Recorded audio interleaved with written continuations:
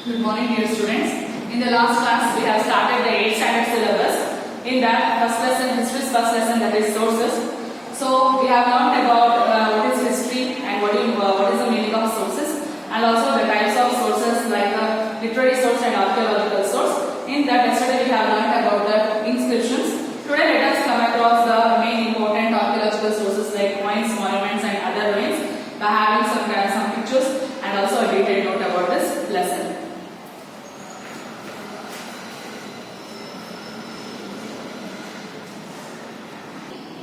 Dear students, coins, though the coins are small in shape, they contain many important aspects. They are helpful in understanding the geographical extent of the ruler's kingdom who minted the coins. They also aid us in knowing the language of administration, titles that the kings possessed, their religion, economic conditions of the times, and metal technology in vogue of the particular kingdoms. Samudragupta had minted 7 different types of gold coins. Based on the pictures on those coins, it is said that Samudragupta was a lover of music and he had conducted Ashwamedha Yaga too. Gautamiputra Shatakarani got the name of Nahapana erased on his coins and engraved his name on them. This supports the view that Gautamiputra Shatakarani had defeated Nahapana. The availability of Roman coins in Bengaluru proves that this region had trade link with Romans 2000 years back. Next is monuments. Monuments are the major sources to write history about the palaces, temples, forts, and pillars, etc. They are the monuments only Mehraulli's iron pillar and Vijayapura's whispering Gol Gumbaz. They are the evidences of the maturity of then science and technical knowledge.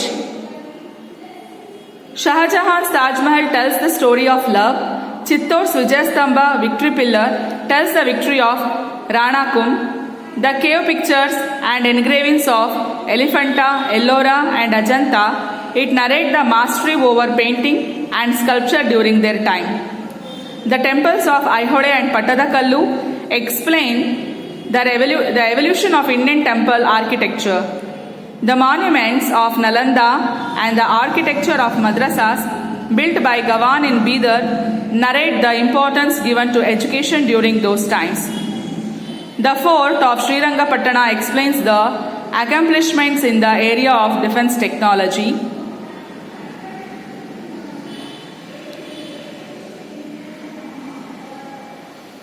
Thus, the monuments throw light on them, contemporary religious aspects, technology, economic growth, scientific knowledge, and creativity achieved.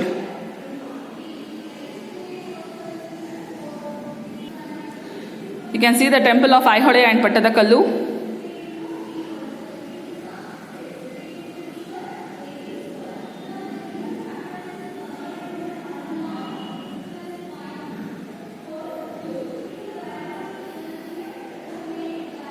Monument of Nalanda University.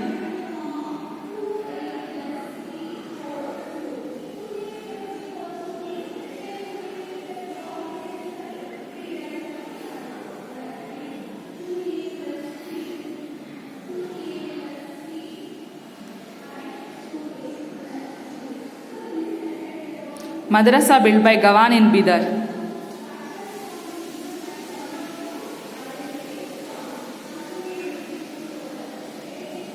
Fort of Srirangapatna.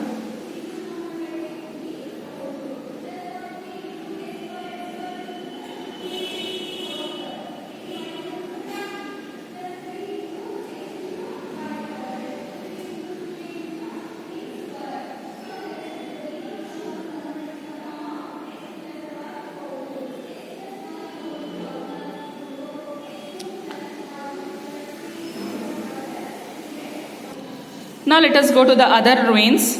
Based on the various pieces of terracotta, bangles, beads and seal procured during the examination, one can understand the socio-cultural, economic, political and religious life of then people.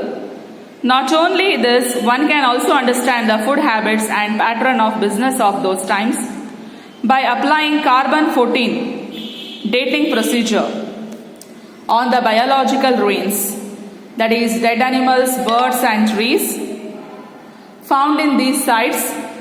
One can arrive at the accurate period of the ruins.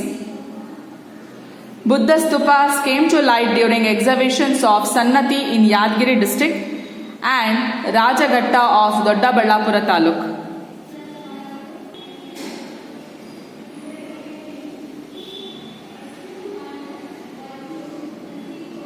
In the excavations conducted at Arikamedu and Pattanam in Tamil Nadu, a large number of evidences were found that speak of commercial contact between South India and Romans. You can see the picture of Rajagatta of Doddaballapura.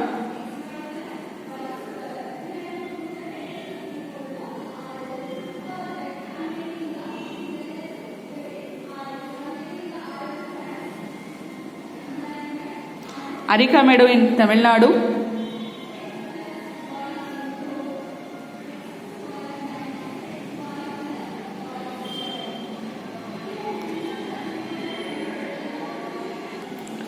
So dear children, C14 or radioactive carbon, this should be done only to the biological fossils like trees, birds, plants and animals.